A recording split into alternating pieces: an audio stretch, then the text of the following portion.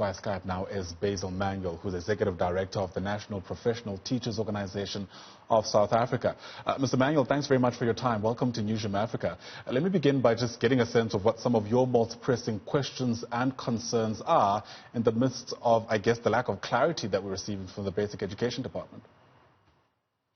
Well, our questions are no different to the questions that the vast majority of teachers, education workers, parents and learners are asking. Of course, our concerns about health and safety first. There's no value in rushing a curriculum when in fact you're going to endanger the lives of children or in fact of education workers. So what we are asking for as a minimum is that be attended to. We as NAPTOSA want to see that schools are opened. But in fairness to the Minister, she hasn't announced any dates yet, and the dates floating around are of course on social media.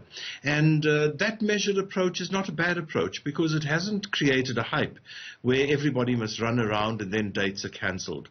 But we are saying that there are many things that must be in place before we can even talk about opening schools. It is true that from this stage schools can be readied for the opening of schools, but they are not ready yet to be reopened. And take us through some of those things that you want in place, as you mentioned, before schools reopen. I mean, we've seen, for instance, the National Command Council speaking about all, working sites needing to have things like PPE and sanitizers on hand. Are those the kind of issues you're speaking to? Absolutely. The school-specific PPEs, when you think about it, when you think about masks and you think about the fact that we have 13 million children, that's 26 million masks, plus 450,000 teachers, that's another 900,000. So the requirements are enormous, and of course the cleaning of schools and the like. But there are bigger issues. There are issues such as water, where more than 7,000 of our schools don't have running water, and even where they have tanks, those tanks haven't been filled with water. And so that brings the whole issue of hygiene into question. But then there are also the issues of our cross-border children, our children who live, for example, in Mpumalanga but school in Gauteng. What about those children that are living in Swaziland and schooling in Mpumalanga? There are many, many issues that we need to answer when we get to things like that. But for us, it's first health and safety, then it's other issues. Now, the issues of the curriculum as well. We are busy as part of the broader education grouping with the curriculum, with the DBE, but also that needs to be finalized.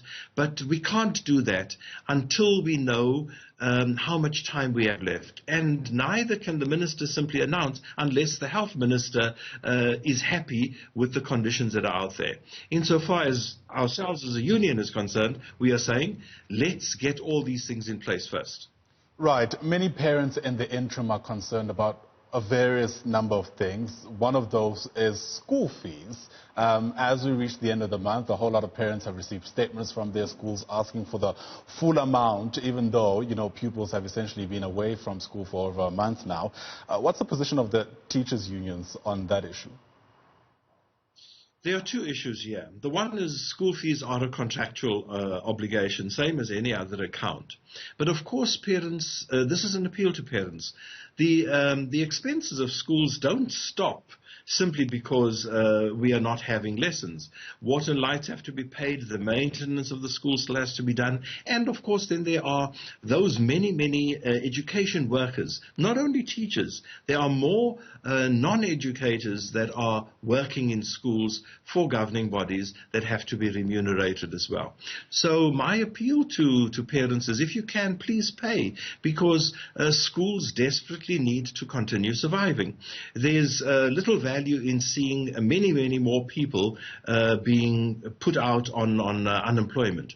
And this is what the current spectre is. Schools don't have huge bank balances where they've stashed money.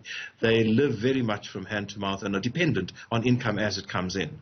Would it not make more sense, though, at least to have a fraction of that school fees being paid, considering the fact that at the end of the day, parents are, I guess, on the face of it, paying for a service that they're not receiving, which is to ensure that, their pupils are being taught by teachers? But by that same logic, then we'd take it to the many people who are not employed at the moment, who are at home because of lockdown. And we don't want their salaries to stop. And for that very same reason, we are saying, help us pay the other people. And of course, the many education workers that there are outside of teachers are not the highest paid people. They form part of the people who desperately need the income. And so, no, I don't agree, because in fact, when you think about services such as lights and water and the like, those bills continue to roll in, and you still pay for the service whether you're using it or not. And so my earnest appeal is, let's not split hairs on the matter. If you can, please pay. Right. Let's speak, about, one of the other main pressing issues, which is around the phenomenon of social distancing. It's sort of morphing into physical distancing that's been spoken about. We have, sadly, a sort of culture in the country where a lot of classrooms are overcrowded as is. How do you imagine teachers, parents, school governing bodies being able to work past this issue? Social distancing, as is suggested, 1 meter or 1.5 meters, is not possible in our current setup in our schools. And we're going to have to think very differently about how we take schools forward from this point. Because if anybody is expecting that all schools will get back and we'll have the full quota of learners back and we'd be able to do that, that is a fool's paradise. Not even in the next 5 years. What is more important for me is that we learn from the COVID-19 crisis. We learn that we've made mistakes and that we haven't sorted out things as they ought to have. But when it comes to the reality now, how do we do it?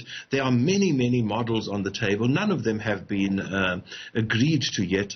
But of course, the very notion of a staggered approach to schooling does help us to try and mitigate the whole issue of overcrowding and start addressing some of the social distancing. But when everybody's back at school, that becomes nigh impossible.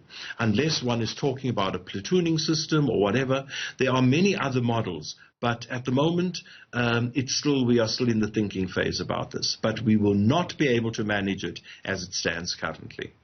Speaking about being in the thinking phase, has any thought been applied to how we will be able to deal with the worst case scenario, especially for matriculants and grade 7s who in most cases are, the focus groups because they have to sort of transition into different institutions. If we aren't able to get back to school this year, any thought around how, matrics should be treated? Let me add that I'm also one of the people that believes that grade 1 is an important year because those learners have probably lost the most. But I'm an eternal optimist. I believe that we still have 6 months to go, and it's too early to write off the year. And I want to say to people, let's not get too excited yet. We've had many instances. We've had the World Cup year where we had schools closed for a protracted period, and we caught up with the curriculum. There are the essentials in the curriculum, and then there are those things that we do for extension. And that is what we have to focus on. There are things that we do not have to teach in the same depth as others. And so the matric year is not yet lost. And I want to say to parents, let's calm down. We would rather have your child finish matric than your child or a teacher, heaven forbid, or another learner, or a parent back at home, a granny, fall ill because we opened schools too early. We are saying, let's take our time, let's do it right. But it's still too early to abandon or even have thoughts of abandoning the school year.